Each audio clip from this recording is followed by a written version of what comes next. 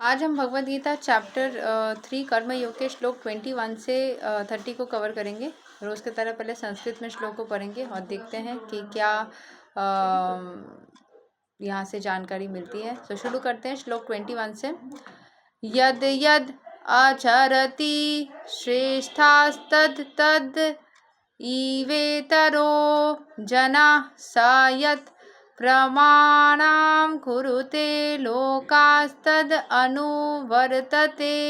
Whatever action a great man performs, common men follow, and whatever standards he sets by exemplary acts, all the world pursues. तो जो भी action एक बड़ा आदमी कोई भी रेप्यूटेड आदमी लेता है, उसकी इफेक्ट्स जो है कॉमन मैन वही फॉलो करता है। मतलब अगर कोई एक मतलब स्ट्रॉन्ग पर्सनालिटी है, वो स्ट्रॉन्ग पर्सनालिटी जो भी सारी चीज़ें करेंगे उसको बाकी के लोग फॉलो करते हैं। उसको बाकी के जितने भी लोग मतलब दुनिया के लोग हैं वो सभी इसको फॉलो करते हैं।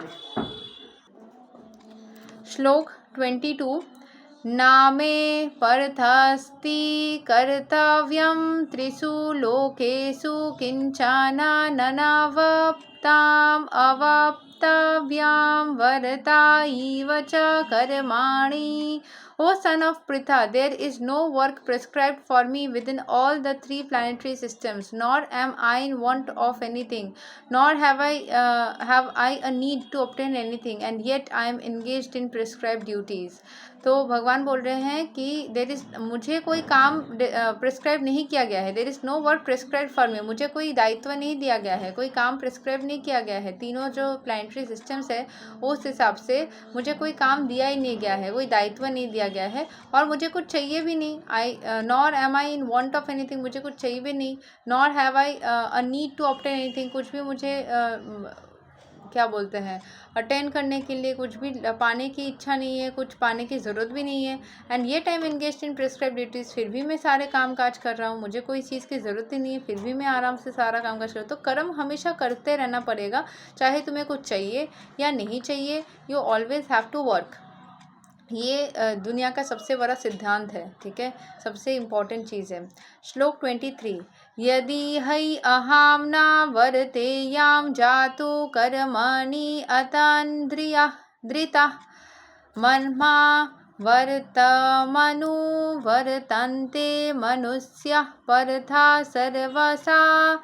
For if I ever fail to engage in carefully performing prescribed duties, O Partha, certainly all men would follow my path. अगर भगवान बोल रहे कि मेरे को ही सब फॉलो कर रहे हैं, सारे लोग मुझे ही फॉलो करते हैं, अगर मैं अपने प्रेस्क्राइब ड्यूटीज़ मतलब if I fail to engage in carefully performing prescribe duties, हालांकि मुझे कोई भी काम दिया नहीं गया है, फिर भी मैं अगर काम ना करूं तो लोग मेरे जैसा काम करने मतलब मुझे ही फॉलो करेंगे ना, तो वो भी काम नहीं करेंगे। बोलो भगवान नहीं करते, हम भी नहीं करेंगे। तो हालांकि मुझे कुछ चाहिए भी नहीं, मुझे कुछ काम दिया भी नहीं है, मेरे पास कोई प्रेस्क्राइब ड्यूटीज़ भी नहीं है कि रेगुलरली मुझे करना ही है। हाँ, कोई प्रेयर करता है तो उसको विचार करके भगवान शायद फल देंगे, बट उनको कोई वो नहीं है। जैसे कि मान लो कोई फ्री में टैरो गाइडेंस मान रहा है, तो वी आर नॉट ऑब्लाइज्ड कि हमें करना ही पड़ेगा, चाहे तो हम ले सकते हैं या फिर नहीं भी ले सकते। तो वैसा ही तो भगवान किसी भी चीज़ में ऑब्लाइज नहीं है कि उनको करना ही है या उनको कुछ चाहिए ही उसके वजह से करना है, बट फिर भी वो कुछ ना कुछ माया के जैसा रच के या फिर किसी तरीके से उसको करते रहते हैं, ताकि हम उनसे सीख रहे हैं ना, तो हम उनको फॉलो करके करें। श्लोक 24। उत्सी देयुर इमे लोकान कुर्याम कर्माचिद अहम शंकरस्या च कर्तास्यम उपाहनयाम इमा प्रजा। If I did not perform prescribed duties, all these worlds would be put to ruination. I would be the cause of creating unwanted population, and I would thereby destroy the peace of all living beings. तो भगवान बोल रहे अगर मैं कोई काम ना करूं तो पूरे वर्ल्ड रुइन हो जाएगा, क्योंकि मुझे कोई काम करने की ज़रूरत नहीं है। ये सोच के अगर मैं कोई काम ना करूं, इसको ना चलाऊं, एकदम चुपचाप बैठा रहूं, तो दुनिया में ना, क्योंकि ये ऑलरेडी मैंने स्टार्ट कर दी है, आगे का मैं मेंटेनेंस का काम ना करूं तो पूरा वर्ल्ड जो है वो रुइन हो जाएगा, पूरा ख़त्म हो जाएगा। I would be the cause of, मैं ही अनवांटेड पॉपुलेशन क्रिएट करने का रीज़न बन जाऊंगा, और लोगों के दुखों का भी मैं ही रीज़न बन जाऊंगा, ठीक है, मैं सबका पीस डिस्ट्रॉय कर दूंगा। फिर श्लोक 25, सक्ता कर्मण्यै अविद्वांसो यथा कुर्वन्ति भरता कुर्याद् विद्वांस तथा सक्तास् चिकीर्षुर्लोका संग्रहाम। As the ignorant performs the duties with attachment to results. Ignorant लोग क्या करते हैं, मैं ये रेमेडी करूँगी क्या मुझे फल मिलेगा, मैं ये पूजा करूँगी क्या मुझे फल मिलेगा, अगर मैं पढ़ाई करूँगी क्या मुझे मार्क्स मिलेगा, तभी मैं पढ़ूंगी तभी मैं करूँगी। ये सारे इग्नोरेंस से आता है। तो इग्नोरेंट लोग जो होते हैं वो सारे ड्यूटीज जो है रिजल्ट्स के इच्छा को मन में रखते हुए करते हैं। द लर्नेड में सिंपली एक्ट। जो लर्नेड लोग हैं वो काम करेंगे, सोचेंगे देखा जाएगा क्या होगा, कर रहा हूँ तो अच्छा ही होगा। हाथ कट गई है उसमें मलहम लगाऊंगा तो वो ठीक होना ही है, बैंडेज लगाऊंगा तो ठीक होना ही है, तो इट्स नॉर्मल। तो अटैचमेंट नहीं रहती उनको रिजल्ट्स की, for the sake of leading people on the right path, ताकि लोग उनको देख के सीखे और उनको देख के सीखे, क्योंकि उनको भी कुछ चाहिए नहीं है एक्चुअली। वो चाहते हैं लोग उनको देख के सीखे और अपनी इच्छाओं को सही रास्ते प्राप्त करें। जो लोग थोड़े से संत साधु या लर्नेड होते हैं उनको एक्चुअली कुछ चाहिए नहीं होता है, बोल के ही वो इतने आराम से उस डेस्परेशन से निकल सकते हैं। एंड उसके बाद वो सिंपल। इसीलिए तो जो संत साधु होते हैं वो जनरली मैरिड नहीं होते, या उनकी कोई इच्छाएं नहीं होती, उनकी रिस्पॉन्सिबिलिटीज़ कम होती है कंपैरेटिवली। इसीलिए वो इसको इतना आसानी से कर भी पाते हैं, समझा भी पाते हैं, ताकि जो संसारी लोग हैं वो भी इसका फ़ायदा उठा करके सही रास्ते चल सके।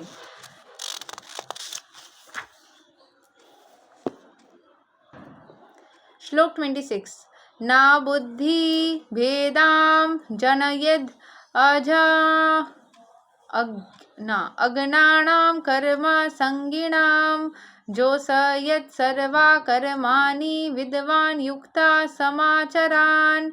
So as not to disrupt the minds of ignorant men attached to the fruitive results of prescribed duties, a learned person should not induce them to stop work. यहाँ पे बोला जा रहा है so as not to disrupt the minds of ignorant men। तो जो ignorant men हैं उनके माइंड को, not to disrupt the minds, उनके माइंड को डिसरप्ट या फिर यहाँ पे बोल सकते हैं कोई स्टॉप करने का, या फिर बुद्धि भेदाम, बुद्धि को भेद नहीं करना है, उसमें कोई चेंजेस या समस्या नहीं क्रिएट करनी है, ठीक है। So as not to disrupt the minds of ignorant man attach to the fruitive. जो लोग फ्रूटिव रिजल्ट चाहते हैं उनके माइंड में, ताकि ये चीज़ अगर डाल देंगे कि आप फल मिलेगी ना मिले मत सोचो, ये सब बोल करके उनको काम से विरुद्ध नहीं करना है, उनको काम करने के लिए बोलना है, ठीक है। जो लिखा है ना, a learned man should not induce them to stop work, उनको काम करने से रोकना नहीं है, rather by working in the spirit of devotion, भगवान की भक्ति में काम करना है। He should engage them in all sorts of activities, सारे एक्टिविटीज़ में उनको इंड्यूस करो कि तुमको जो चाहिए वो तुमको मिलेगा, तुम करो, बस करने से तुमको मिलेगा, ताकि वो एटलीस्ट करे, अपने सारे भक्ति को करे। करते करते वो समझ जाएगा कि इतनी ज़्यादा अटैच्ड होने की ज़रूरत नहीं है, ठीक है। ऑटोमेटिक वो फील करेगा, ऑटोमेटिक वो प्रोसेस ही ऐसी है ना, भक्ति का वो फ्लेवर ही ऐसा है कि ऑटोमेटिकली वो फील करेगा इंसान, ठीक है। सो कभी भी जो लर्नेड मैन है उनको कभी ये सारे लोगों को फ्रूटिव रिजल्ट्स के लिए ही सही काम करने से स्टॉप नहीं करना चाहिए, उनको काम करने के लिए बोलना चाहिए, चाहे वो काम करके उनको अटैचमेंट के साथ में वो काम करे या ना करे, काम एटलीस्ट करने के लिए सबको वी शुड इंस्पायर। नाउ श्लोक 27, प्रकृति क्रियामनानि गुणैः कर्मणि सर्वसा अहंकारा विमूढतमा कर्ताहम इति मनयते। The spirit soul bewildered by the influence of false ego thinks himself the doer। जो निर्बुद्धि है उसको लगता है मैं ही सब कर रहा हूँ, doer of activities that are in actually carried out by the three modes of material nature, जैसे goodness, इग्नोरेंस और पैशन, इन तीन मोड में रहकर जो वो काम करते हैं उनको लगता है कि मैं खुद ही सब कुछ कर रहा हूँ, ठीक है। फॉल्स ईगो में आकर उनको ये लगता है, वो मतलब डिस्ट्रैक्टेड रहते हैं और ये सोचते हैं कि सब कुछ तो मैं ही कर रहा हूँ, ठीक है। Doer of activities that are in actually carried out by the three modes of material nature, तीन मोड्स ऑफ मटेरियल नेचर के कारण ऐसा वो करते हैं, ठीक है।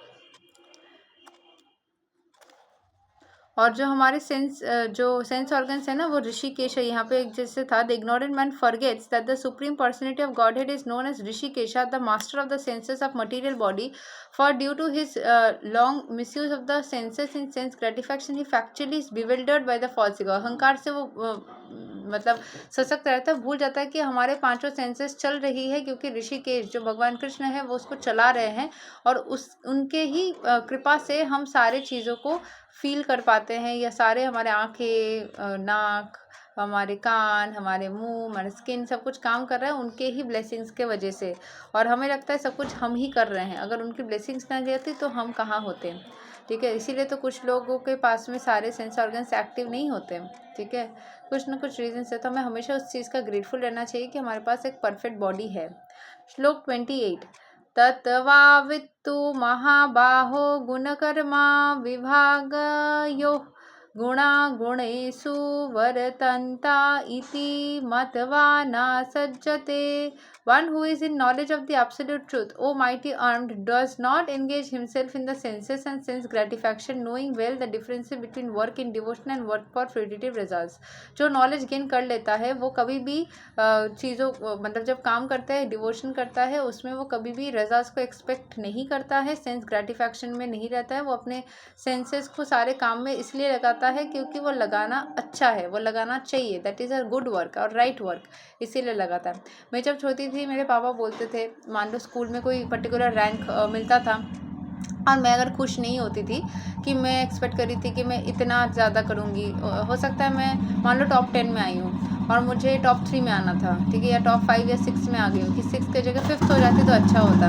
तो मेरे पापा बोलते थे कि सोचो कितने सारे बच्चे तुम्हारे पीछे हैं, तुम 6th अगर हुई हो या 5th हो रही हो तो कितने सारे, अगर 60 बच्चे तो 55 बच्चे तुम्हारे पीछे हैं, तो उनके बारे में सोचो कि तुम उन्हें कितने को छोड़ करके ऊपर आए हो, तो उतने में खुश रहो। तो मैं सोचती थी नहीं, उतने में अगर खुश हो जाऊंगी, सेटिस्फाइड हो जाऊंगी, तो फिर ऊपर और बढ़ ही नहीं पाऊंगी। तो दो कंसेप्ट लाई करता है, एक तामसिक गुण में बोला जाता है कि आप अगर सेटिस्फाई हो गए तो आप उस लेवल पर ग्रो ही नहीं कर पाओगे मटेरियल वर्ल्ड में, लेकिन स्पिरिचुअल वर्ल्ड में बोला जाता है कि आप सोचो कि आप और भी नीचे जा सकते थे, और भी नीचे गिर सकते थे, जिसके वजह से मतलब मेरे फादर बैठ करके माला नहीं जापते हैं या गीता नहीं पढ़ते हैं बैठ करके, बट वो कभी कभी बोलते हैं भगवद गीता में ये लिखा है वो लिखा है, मुझे नहीं पता उनको कहाँ से ज्ञान मिली, बट इतना मुझे पता है कि वो बहुत सारे लोग जब उनकी मृत्यु होती थी, उनके बॉडीज़ को शमशान तक ले जाने के जो कंधा होता है वो देते थे, और भी बहुत कुछ करते थे, बट कहाँ से उनको ये पता चला वो मुझे नहीं पता।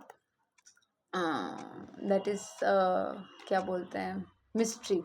बट ये बात है कि दोनों तरीके से यू शुड बी ग्रेटफुल कि मैं 55 को छोड़ के 5 तक तो आई, अगर 60 लोगों में से आप 5th पोजीशन में आए, लेकिन हाँ आपको सेटिस्फाई हो जा करके ऐसा नहीं सोचना कि मैं और मेहनत नहीं करूँगा नहीं करूँगी, वो करते रहना चाहिए। ठीक है, श्लोक 29, प्रकृतिर्गुणा समुद्ध सज्जन्ते गुणा कर्मसु तन् अकृत्स्ना विडो मंदान वित्कृष्टना विन्ना विचलयेत। Bewildered by the modes of material nature, the ignorant fully engage themselves in material activities and become attached. जो ignorant लोग हैं वो material काम को करने के बाद में उसके फल से पूरी तरीके से attach हो जाते हैं, but the wise should not unsettle them, although these duties are inferior due to the performer's lack of knowledge. तो हमें कभी भी खुद को ना, जो वाइज मैन है उनको unsettle, but the wise should not unsettle them although their duties are inferior, उनको अनसेटल नहीं करना है या फिर उनको परेशानी में और भी ज़्यादा जाने नहीं देना है। उनको जो भी काम कर रहे हैं, अगर वो बोलेंगे तुम गलत रास्ते हुए हो तो वो काम करना ही छोड़ देंगे, भगवान की भक्ति करना भी छोड़ देंगे ना। अगर मान लो कोई लड़की लड़का को पाना चाहता है, हालांकि भगवद गीता में लिखा है कि कोई मटेरियलिस्टिक छोटे छोटे ये सब विशेष के लिए हमें फास्ट नहीं करना चाहिए, हमें सैक्रिफाइसेस नहीं करनी चाहिए, हमें उस रीज़न से भक्ति नहीं करनी चाहिए, हमें बस भक्ति इसलिए करनी चाहिए क्योंकि भक्ति करना करेक्ट कार्य है, भक्ति इसलिए करना चाहिए क्योंकि भक्ति करना सही है, उचित काम है। लेकिन जो मटेरियलिस्टिक लोग होते हैं वो चैंट करते हैं, मान लो एक घर पाने के लिए, गाड़ी पाने के लिए, लड़का लड़की पाने के लिए, तो अगर एक लर्नेड मैन है वो अगर उसको बोले तुम गलत रास्ते हो तो फिर वो चैंटिंग करना ही छोड़ देगा। एटलीस्ट उसको इसलिए बोलना है कि आप चैंटिंग करो, आपको वो मिल जाएगा, लेकिन उद्देश्य है कि आप भगवान के और समीप जाओ, उद्देश्य ये नहीं है कि आपको मटेरियल वो चीज़ मिल जाए। ठीक है। तो जो लर्नर मैन है वो आपको स्टॉप नहीं करेगा, वो आपको बोलेगा हम करो करो करो, तो आप रिलेटिव रिजल्ट्स के साथ में अगर कनेक्टेड हो तो करो।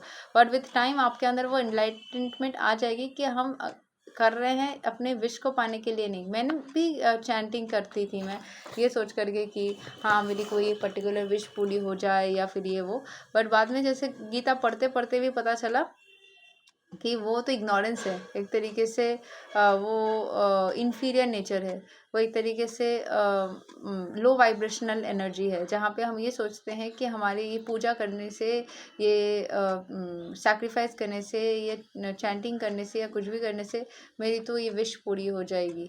नहीं, हम कर रहे हैं क्योंकि वो सही कार्य है, और अगर आप अच्छे वाइब्रेशंस में रहोगे तो ऑटोमेटिकली पूरी होगी। ये काम करने की वजह से कभी पूरी नहीं होती। वो मैं देख रही थी, वो आई थिंक प्रेमानंद जी वो भी बोल रहे थे कि तुमको अगर लगता है तुम मंदिर में जाके कुछ चढ़ा के आए हो तो उस वजह से तुम्हारा काम हुआ, नहीं। वो तुम चढ़ा के, वो कोई विश को पूरा करने के लिए अगर कुछ ऐसा होता है ना, तो उसके लिए you need to actually invest a lot of energy.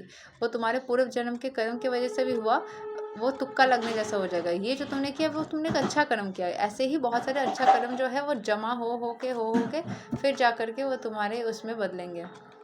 ठीक है, अभी हम देखते हैं श्लोक 30। मयि सर्वाणि कर्माणि संन्यस्यध्यात्मा चेतसा निराशीर्निर्ममो भूत्वा युध्यस्वा विगता ज्वारः।